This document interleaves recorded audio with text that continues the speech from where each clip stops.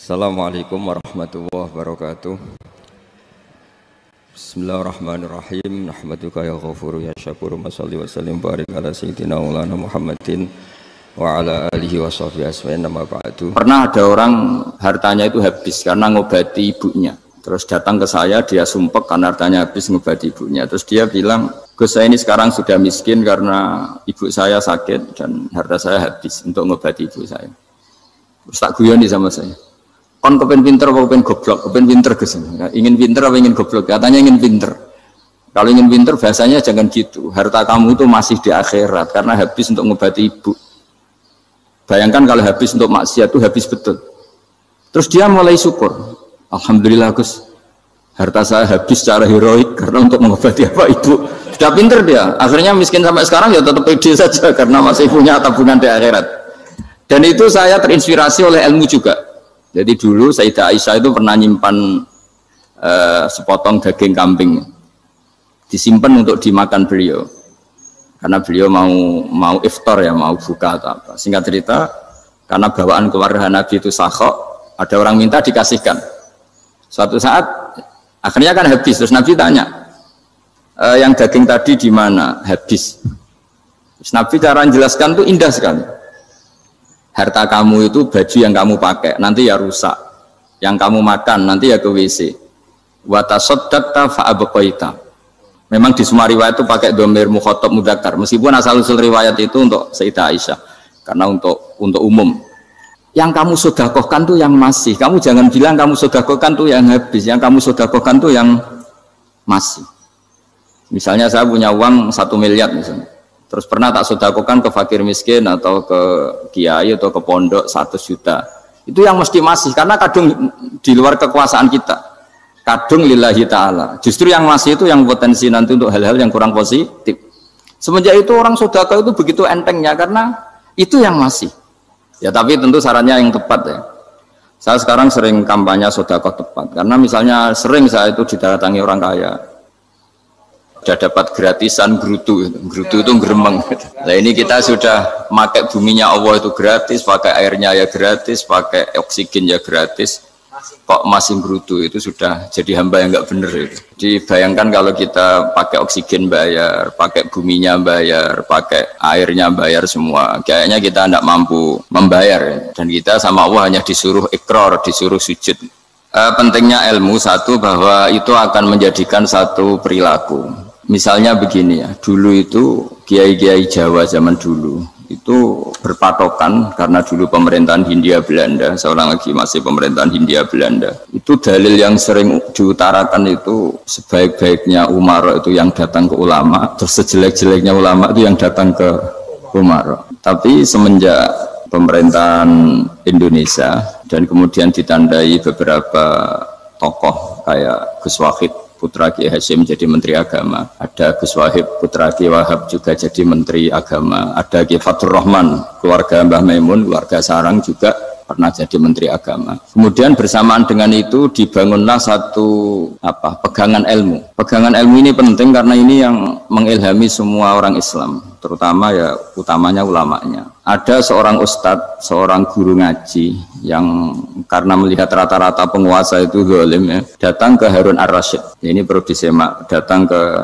Khalifatullah atau Amirul Mukminin Harun Ar-Rasyid. Karena beliau seorang raja tentu terduga lah, atau ya umumnya atau gimana lah istilahnya, itu ya rata-rata ya agak seenaknya, namanya raja, namanya penguasa. Ini dalam pikiran ustadz itu tidak mesti dalam fakta. Kemudian si ustadz itu matur, ya Amirul Mukminin, inni nasihun lak famusyaddidun alaika fala tajidanna fi nafsika syai'an. Saya ini mau nasihati Anda, kemudian saya cara nasihati itu keras, tolong jangan dimasukkan hati. Dia bilang famusyaddidun alaika, saya nanti kalau nasihati itu keras sekali, tolong dimaklumi karena ini penting, karena Anda harus dinasihati secara keras.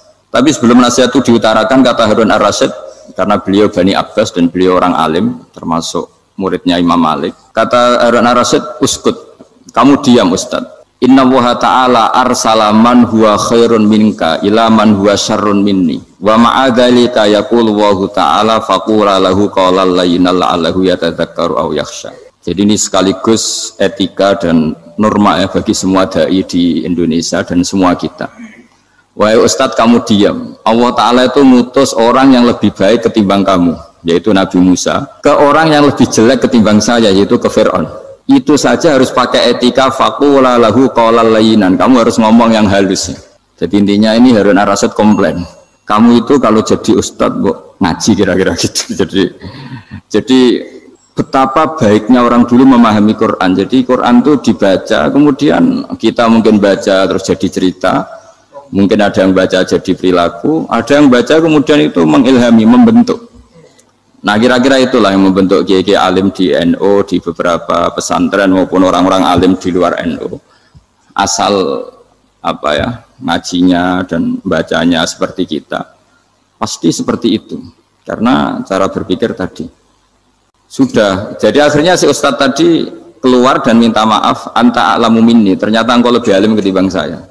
Jadi kalimat famusyaddidun alika, saya akan keras cara memberi nasihat, itu yang diket, yang dipotong, yang dibatalkan atau yang diralat oleh Khalifatullah Harun ar-Rasyid. Yaitu dikatakan inna wa ta'ala arsala man huwa khairun minka ila man huwa syarrun minni. Yaitu Allah mengutus orang yang lebih baik ketimbang kamu, yaitu Nabi Musa, ke orang yang lebih jelek ketimbang saya, yaitu Fir'aun. Itu pun harus faqula lahu qawlan layyinan. Cara berdakwah harus dengan kata-kata yang halus, yang lembut, yang indah. Dan dengan kata-kata itu diharapkan la'allahu yatadzakkaru aw yakhsha. Semoga yang didakwai menjadi ingat. Sehingga dengan kemampuan ilmiah seperti ini menjadi pegangan bersama bahwa kita sebagai dai atau sebagai tetangga atau sebagai sama-sama warga Indonesia, bawaan kita memang harus faqula lahu qawlan layyinan la'allahu yatadzakkaru aw yakhsha. Kemudian dalam disiplin ilmu yang lain, halus itu tidak kuat.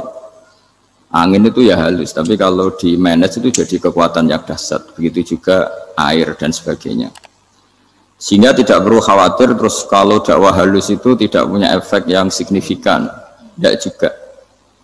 Allah Ta'ala itu pengelola angin. Angin itu kekuatannya dahsyat, sehingga Nabi Sulaiman dikasih kekuatan angin dan bisa terbang kemana-mana. Kemudian sekarang jadi teknologi yang banyak memanfaatkan angin, mulai rem, mulai apa saja. Sehingga dari cerita saya ini kemudian terus kiai-kiai itu membentuk dakwah termasuk di ekonomi dengan cara yang rileks. Nah cara rileks itu satu tentu dimulai dengan ilmu. Misalnya begini, saya beri contoh. Ketika ada orang melafadzkan kalimat la ilaha illallah, tiada Tuhan selain Allah. Kemudian kalimat ini mungkin kalau orang NU baca itu rutin ya, karena kiainya kelamaan ya yang ikut sambil tidur. Ya. Kalau tahlil itu disebut kiai tertentu itu mesti yang belakang, wah suwi itu kalau kiai itu lama itu. Nah kiainya juga karena jadi lakon ya kan lebih semangat karena pegang mic, biasanya gitu di NU itu. Kalau khotib mesti semangat karena yang pegang mic, yang dengerin mesti ngantuk karena monoton gitu.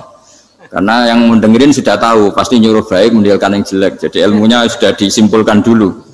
Setiap yang tidur di masjid mesti tak tanya kenapa tidur, ilmunya ada perkembangan, Gus, nyuruh yang baik meninggalkan yang jelek. Tapi kalau ilmunya agak ada perubahan kan dengar semua pasti nyuruh yang jelek meninggalkan yang baik, karena watak manusia itu agak-agak suka fitnah, itu suka geger. Tapi kalau monoton itu mesti enggak itu. Tapi yang menjadi pegangan kita, saya ulang lagi, itu ilmu dulu. Saya ulang lagi itu ilmu dulu. Saya berkali-kali menyontohkan, kalau ada orang kafir, orang yang tidak bersyahadat 70 tahun, kemudian dia bersyahadat sekali saja di akhir hayatnya. Itu kata Allah, qulil ladzina kafaru iyyantahu yughfar lahum ma qad salaf. Katakan ke mereka yang kafir, jika dia mau bersyahadat, itu masa lalunya diampuni semua. Sehingga kedahsyatan kalimat ini luar biasa. Orang yang kafir 70 tahun saja, barokahnya la ilaha illallah ini, dosanya bisa diampuni semua. Nah kemudian karena ilmu ini tidak begitu populer atau kurang dipopulerkan, atau kita sendiri kurang menghayati, sehingga la ilaha illallah itu lebih dianalisis. Cara lafadz ini pelafatannya ada sanatnya enggak ya gitu. Terus cara melafatkan bareng-bareng seperti itu ada tumpengan ini bid'ah enggak ya. Jadi pertanyaannya sudah tidak tentang keramatnya atau sakralnya atau fadilahnya la ilaha illallah, tapi sudah macam-macam. Wiridan cara seperti ini ada hadisnya enggak, legal enggak, terus ada sanadnya enggak. Jadi saya mohon semohon-mohonnya untuk teman-teman yang di Al-Iman itu harus ngaji ya. Ngaji itu nanti kamu tahu cara mandang sebuah ibadah atau perilaku atau apa sajalah tahu. Karena al-ilmu yurisul ahwal, ilmu itu bisa mengilhami cara pandang. Dulu yaitu saya ulang lagi, ketika zaman Hindia Belanda, karena pemerintahnya Hindia Belanda itu ulama-ulama keras sekali, sejelek-jeleknya ulama itu yang datang ke Umarok. Tapi setelah era Mbah Hashim, era sampai Mbah Maimun, itu mereka peduli sama Umarok, sama semuanya sama-sama warga Indonesia yang ingin melihat Indonesia yang lebih baik.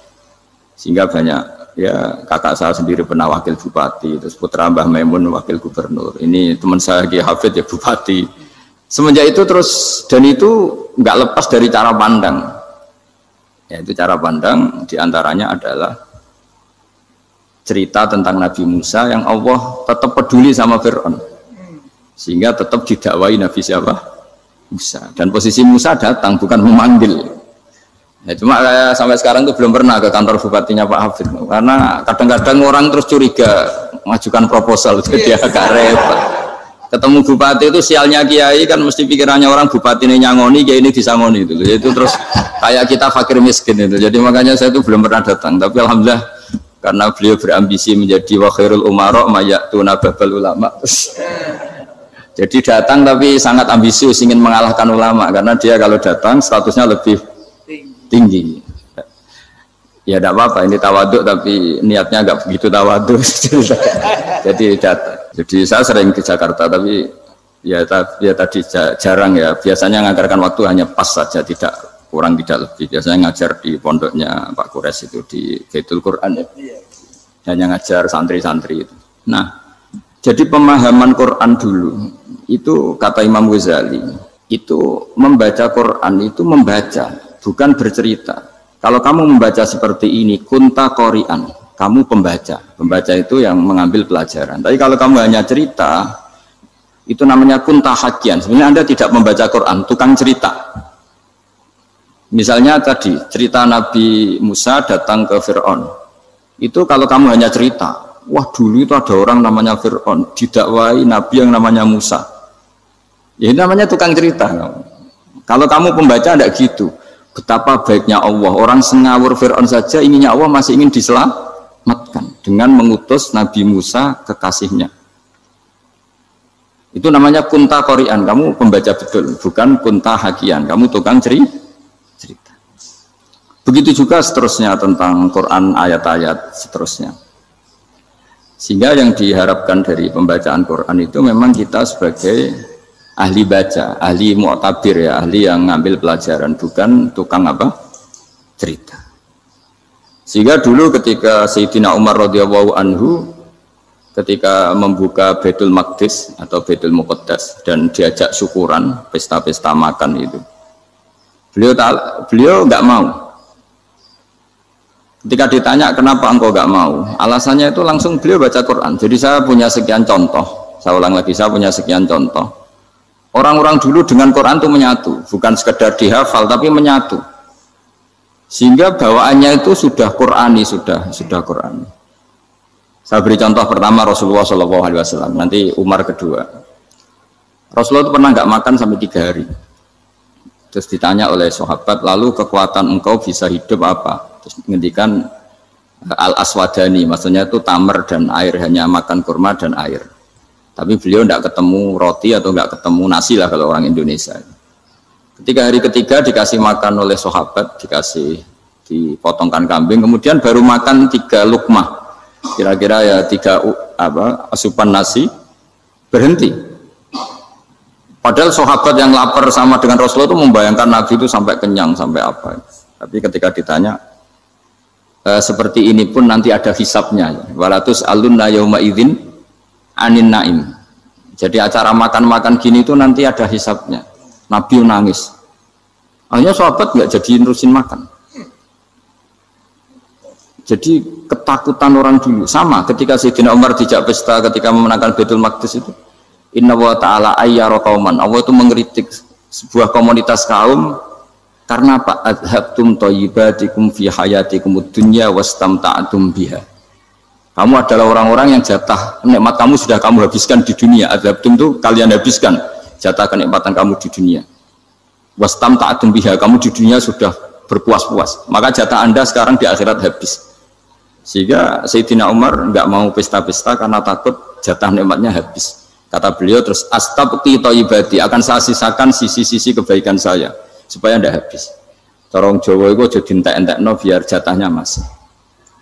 Sehingga di dunia kiai itu ya meskipun saya akrab bupati, akrab mungkin wakil gubernur, saya itu ya jarang ketemu.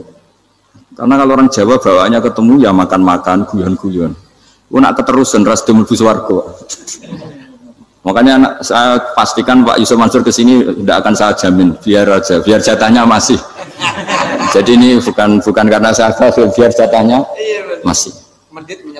Ya, jadi itu ilmunya kiai. Nah, efek dari ilmu ini dahsyat. Kalau Anda berpikir tentang nasib Anda di akhirat, nanti bawaannya juga tidak akan mudah menyalahkan orang lain, tidak akan menghakimi orang lain karena sibuk dengan dirinya sendiri, tapi tidak dengan makna egois, tapi makna orang baik itu siapa? Orang yang sibuk dengan aib pada dirinya, dengan kekurangan pada dirinya, saking sibuknya mikir aibnya sendiri, tidak sempat mengoreksi aibnya orang lain. Itu awal ilmu. Ilmu itu tidak dimulai dari larangan. Kalau larangan karuan, tidak termasuk ahli surga orang yang suka mengadu domba, tidak termasuk orang baik yang cari kesalahan orang lain. Itu namanya pelarangan.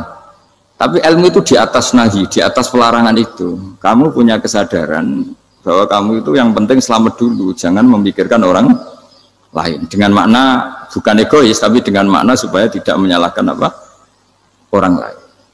Nah, saya termasuk ya boleh dikatakan kiai lah, yang paling fanatik bahwa semuanya itu harus dimulai dari ilmu. Ya saya ulang lagi, dimulai dari ilmu. Nah, dari sini kemudian saya berharap Indonesia menjadi damai, menjadi baik. Itu bukan karena kita baik-baik banget ya, tidak mungkin kita ada nabi, tapi karena sudah sibuk dengan memikirkan kesalahan diri sendiri. Sehingga misalnya kita baca Quran, Rabbana dzalamna anfusana, lalu kita langsung ingat betapa hubungan kita dengan Allah itu harus ikrar dulu, merasa zalim dulu, merasa salah dulu. Nah, kalau semua orang merasa salah di depan Allah itu mesti bawaannya agak mudah menyalahkan orang lain, karena kita bilang Rabbana dzalamna anfusana. Nah, itulah ilmu-ilmu yang mungkin banyak pembaca Quran tapi hanya baca, atau kalau baca ini tok disebut al-haqi, ahli cerita. Yang dibutuhkan tuh al-qari, pembaca kemudian mu'tabir, kemudian mau beriktibar. Seperti yang dilakukan tadi Harun Ar-Rasyid tadi. Inna wa ta'ala arsala man huwa khairun minka ila man huwa syarrun minni. Wa ma'adzalika yaqulu wa ta'ala faqula lahu qaulal layyin. Ini kamu tidak usah memaksakan musyaddid keras sama saya, karena Allah Ta'ala telah mengutus orang lebih baik ketimbang kamu, yaitu Nabi Musa, ke orang yang lebih jelek ketimbang saya, yaitu Fir'aun. Itu saja harus beretika, faqula lahu qaulal layyinan la'allahu yatadzakkaru aw yakhsha. Dan alhamdulillah bawaan kita sebagai orang timur atau orang Jawa itu kalau mau ngandani orang itu halus sekali. Di antara bentuk kehalusan kata-kata diceritakan di ayat lain. Ketika Nabi Musa ketemu Fir'aun, dawuhnya begini, fakul apa itu yang di juz 30 yang juz di juz 30 ini yang bagian dari, kan tadi hanya fakul lahu qaulal layyinan. Lahu qaulal layyinan itu bentuknya apa? Ya, bentuknya apa? Itu Nabi Musa disuruh ngendikan sama Fir'aun, apakah kamu mau saya nasihati? Fakul halaka ila antazakka. Halaka itu pilihan, hal itu istifham, laka itu otoritatif. Jadi betapa santonya kalimat itu, fakul halaka ila antazakka. Jadi kalau dimaknani model Pak Hafid, model saya ngaji di sarang itu, halaka onoto iku kedue siro, berhak bagi kamu, berhak bagi Anda, apakah Anda berhak loh mendapat nasihat supaya Anda jadi orang yang lebih baik. Halaka ila antazakka. Jadi tidak kalimat perintah, tapi kalimat pilihan. Apa engkau mau saya beri nasihat? Wahdiyaka ila rabbika fatakhsha. Dan saya beritahu kamu tentang Tuhan dan kemudian kamu menjadi orang yang baik, fatakhsha, orang yang punya khasyah, punya. Jadi kayak apa kalimatnya itu? Napa jenengan kerso? Itu kalau orang Jogja, orang-orang daerah-daerah yang berada nyugui tamu itu kan ayo makan-makan, itu kan kayak tamunya itu kelaparan. Masa Pak Yusuf Mansur kelaparan? Tidak mungkin kan. Masa Ustaz terkenal kelaparan kan tidak mungkin itu. Monggo napa jenengan ngersakno. Karena bisa saja tamunya itu tidak kerso, mungkin karena darah tinggi, mungkin karena takut dianggap fakir miskin, macam-macam kan orang enggak. Itu kalimatnya itu halaka ila anta zakka. Kayak apa indahnya dakwah. Halaka ila anta zakka. Itu ada kata laka itu ya terserah jenengan mau enggak. Wa ahdiyaka ila rabbika fatakhsha. Nah, itu yang disebut membaca. Kunta qori'an la hakian. Anda benar-benar membaca Quran, bukan sekadar penceri. Nah, kemudian ini yang terakhir saya juga baru sebenarnya saya itu nggak pernah bilang sanggup itu, tapi Pak Ustadz Zakaria itu GR terus. Sampai tadi pagi itu saya belum tahu kalau ada acara ini. Ya karena saya kiai, jadi kalau kiai itu kan ingatnya sama Allah aja. Kalau sama manusia itu rontok-rontok lali gitu. Itu bukan memaksa, ya memang lupa. Sejauh mana sih pentingnya manusia kan tidak penting cara ilmu tasawuf itu. Tapi karena ini titipan Rasulullah SAW terus menjadi penting kan. Dititipi umat kayak jenengan itu yang ya sudah ngaji ngatur kiai ribet itu. Kiai ini biasa ngaji kan, kiainya yang ngatur, santri ini enggak. Pak Yai ngaji tanggal ini jam ini. Itu kan mengabaikan semua aktivitas kiai. Padahal jam ini mungkin saya punya jam, mungkin jalan-jalan atau ngaji atau mutolaah atau munajat. Gara-gara Pak Zakaria ini kan terus Mas Tamam ini yang provokasi. Harus ngaji di jam ini, tema ini. Saya itu kalau ngaji ditentukan tema itu, ini memang saya agak keras di bab ini. Itu kayak ibarat gini loh. Saya ini dokter, kemudian ada orang yang sakitnya itu jantung, terus bilang ke saya, Pak dokter sembuhkan kukul saya. Wong penyakit ekstrimnya itu jantung, kok bila disembuhkan apa? Kukul. Kan nggak penting, sembuh tidak sembuh, kukul itu kan nggak penting. Jerawat itu. Kiai itu tahu kesalahan paling fatal manusia itu akidah. Tapi kadang-kadang mintanya ilmu yang tidak akidah, yang nggak penting. Jadi kadang-kadang kiai itu ya digurui betul kalau di Indonesia.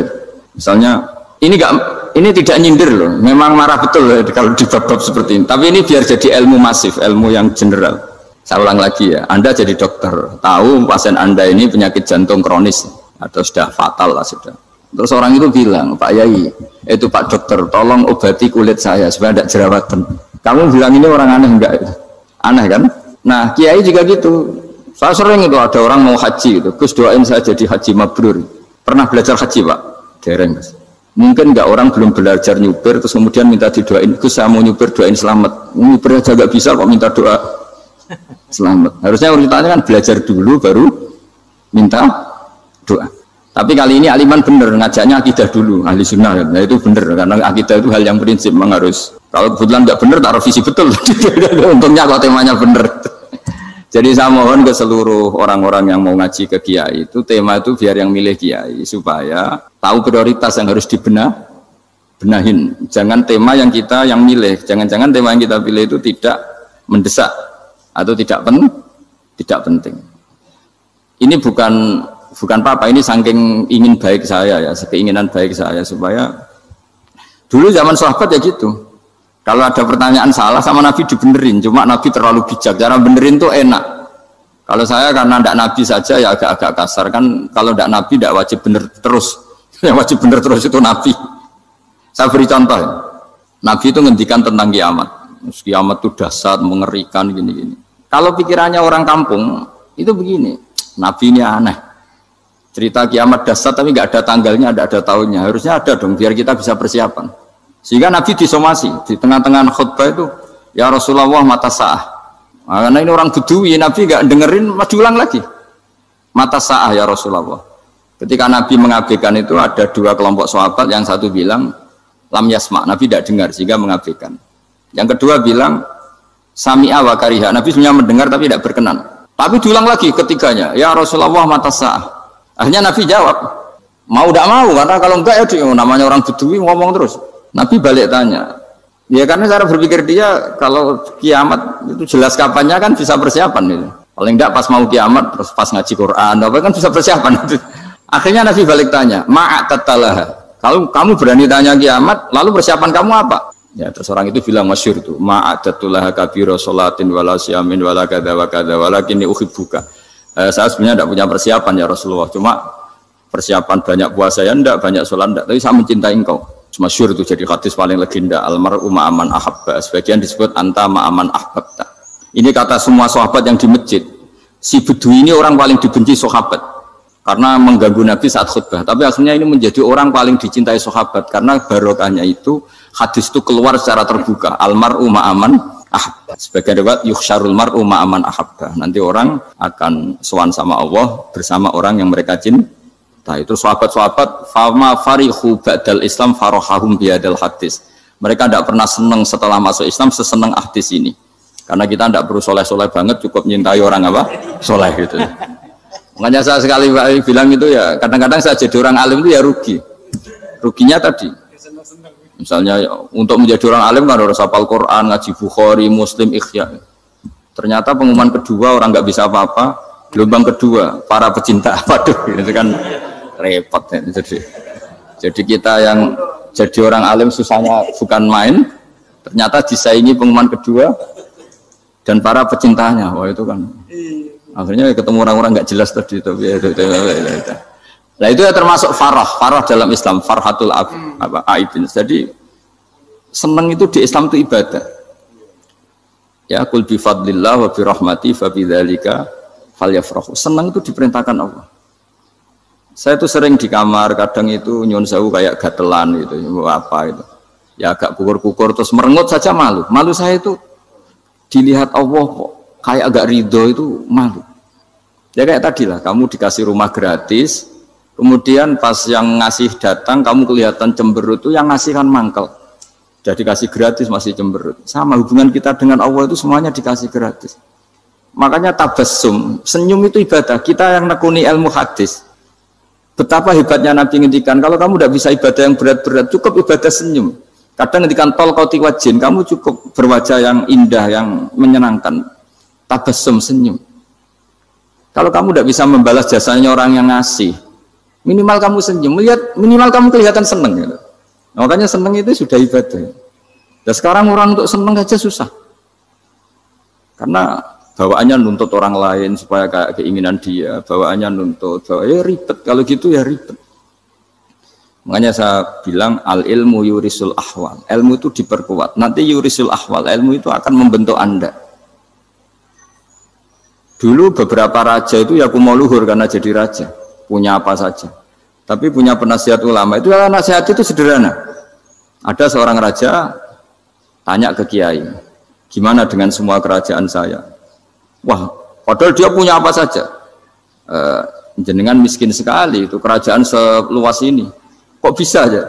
Terus ditanya sama si ulama tadi, andaikan Anda di padang pasir, kemudian kalau tidak minum segelas air itu mati, apakah Anda akan membeli segelas air ini dengan semua kerajaan Anda?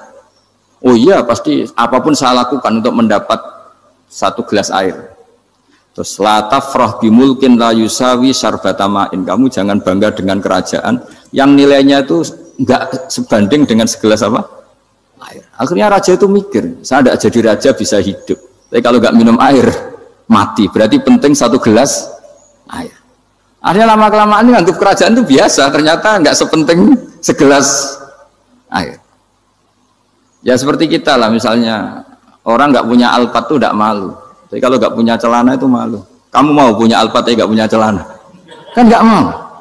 Yaitu ilmu itu yurisul ahwal, ilmu akan melahirkan satu perilaku. Jadi kalau ilmu Anda mantap, pasti syukurnya juga mantap. Gitu. Ya makanya saya termasuk kiai yang selalu mendorong pentingnya ilmu. Bahkan kata Sufyan Ats-Tsauri ngendikan saking pentingnya ilmu ada kata fa'lam annahu la ilaha illallah, dimulai kata fa'lam. Dan saking pentingnya ilmu itu setiap nabi itu status permanennya itu hanya satu, mengajar. Rabbana wab'ats fihim rasulam minhum yatlu 'alaihim ayatik, membacakan ayat-ayat Allah sampai wa yu'allimuhumul kitab, mengajarkan kitab wal hikmah. Bahkan Allah sendiri wasofa dzatahul aliyah bi annahu al muallim, yaitu Allah ngendikan ar-rahmanu 'allamal Qur'an. Jadi betapa hebatnya pengajar. Allah sendiri mensifati dirinya itu ar-rahmanu 'allamal Qur'an. Allah itu Maha Rahman yang mengajarkan Quran. Di surat Iqra juga disebutkan Iqra wa rabbukal akram alladzi 'allama bil qalam. Jadi Allah mensifati dirinya sebagai pengajar. Kayak apa pentingnya mengajar? Karena al-ilmu yurisul ahwal. Ilmu ini melahirkan satu sikap. Pernah ada orang hartanya itu habis karena ngobati ibunya. Terus datang ke saya, dia sumpek karena hartanya habis ngobati ibunya. Terus dia bilang, Gus, saya ini sekarang sudah miskin karena ibu saya sakit dan harta saya habis untuk ngobati ibu saya. Terus tak guyoni sama saya. Kon kepen pinter apa kepen goblok? Kepen pinter Gus. Ingin pinter apa ingin goblok? Katanya ingin pinter. Kalau ingin pinter bahasanya jangan gitu. Harta kamu itu masih di akhirat karena habis untuk ngobati ibu. Bayangkan kalau habis untuk maksiat itu habis betul. Terus dia mulai syukur. Alhamdulillah Gus, harta saya habis secara heroik karena untuk mengobati apa ibu. Sudah pinter dia. Akhirnya miskin sampai sekarang ya tetap pede saja karena masih punya tabungan di akhirat. Dan itu saya terinspirasi oleh ilmu juga. Jadi dulu Sayyidah Aisyah itu pernah nyimpan sepotong daging kambing, disimpan untuk dimakan beliau. Karena beliau mau iftar ya, mau buka atau apa. Singkat cerita, karena bawaan keluarga Nabi itu sakhok, ada orang minta dikasihkan. Suatu saat akhirnya kan habis. Terus Nabi tanya, yang daging tadi di mana? Habis. Terus Nabi cara menjelaskan itu indah sekali. Harta kamu itu baju yang kamu pakai nanti ya rusak, yang kamu makan nanti ya ke WC. Wa tasaddaqta fa abqaita. Memang di semua riwayat itu pakai dhamir mukhatab mudzakkar, meskipun asal usul riwayat itu untuk Sayyidah Aisyah karena untuk umum. Yang kamu sedekahkan tuh yang masih. Kamu jangan bilang kamu sedekahkan tuh yang habis. Yang kamu sedekahkan tuh yang masih. Misalnya saya punya uang 1 miliar misalnya. Terus pernah tak sedekahkan ke fakir miskin atau ke kiai atau ke pondok 100 juta. Itu yang mesti masih. Karena kadung di luar kekuasaan kita. Kadung lillahi ta'ala. Justru yang masih itu yang potensi nanti untuk hal-hal yang kurang positif. Semenjak itu orang sedekah itu begitu entengnya karena itu yang masih. Ya tapi tentu sarannya yang tepat ya. Saya sekarang sering kampanye sedekah tepat. Karena misalnya sering saya itu didatangi orang kaya. Gus, saya ini punya uang banyak, ingin punya masjid biar dipakai orang Jumatan. Terus saya bilang, kamu ingin jadi orang baik betul apa baik versi Anda? Baik betul Gus. Tak ajarin mau, gak tersinggung. Mau Gus. Kalau Anda bikin masjid di kampung Anda, masjid terbaik di dunia sekalipun, yang bingung saya ahli fikih. Kok bisa? Kan terjadi 2 Jumatan, nanti sahnya yang mana? Kamu enak aja bikin masjid kan? Kamu bikin masalah baru bagi kiai fikih di daerah kamu. Belum nanti orang terus migrasi ke masjid Anda karena lebih baik, koriknya lebih baik. Kamu membunuh masjid yang lebih tua, itu nggak sopan sekali, masjid itu sudah lebih tua kamu. Akhirnya mikir, nggak usah Gus kalau gitu, sudah apa saja, yang penting perintah dengan gimana. Ya sih. Jadi sedekah itu juga harus dibina supaya kalau orang kan bisa saja kan uang 100 juta itu untuk fakir miskin manfaat, ternyata untuk masjid yang sifatnya aksesoris, untuk lampu yang kristal yang mahal-mahal bukan yang pokok. Itu pentingnya ngaji ya. Jadi lagi-lagi al-ilmu yurisul ahwal. Ilmu itu melahirkan satu sikap. Jadi ketika ada masjid baru, kalau orang nggak bisa ngaji fikih, wow ada masjid baru, masjid banyak. Tapi kalau yang ngaji fikih ngerti ini malah ada masalah baru karena ada ta'addud Jumatan. Gimana hukumnya 2 Jumatan dalam kondisi yang tidak mendesak. Makanya sekarang saya baru kampanye itu. Dulu itu kalau ada masjid banyak itu kan faktornya beda ormas, beda pemahaman atau agak jauh. Masih hukum sosial. Atau bawaan kondisi. Misalnya di dekat UGM itu ada masjid kampung pertama. Bawaan masjid karena ada kantor besar atau bawaan ada pabrik besar atau ada sekolahan besar. Tapi sekarang itu ada pertanyaan baru, ada masjid baru karena ada orang kaya ingin bikin masjid, itu gimana itu hukum? Nah, tapi kalau orang nggak nekuni fikih itu ya langsung wah bagus untuk bangun masjid. Bagus piye gini sing kangelan memfikihkan tadi. Nah itu ilmu. Jadi kalau yang tidak nekuni fikih itu ya tidak tersiksa, tapi yang nekuni fikih itu pasti tersiksa karena seperti itu tadi. Ya jadi saya mohon di antara cara kita dakwah secara damai itu dimulai dari Robbana Zolamna Anfusana, itu dipakai Nabi, di redaksinya diganti diganti dengan makna supaya kita per individu matur Allah apa ini zulam tu nafsi zulman kabiron katsiran.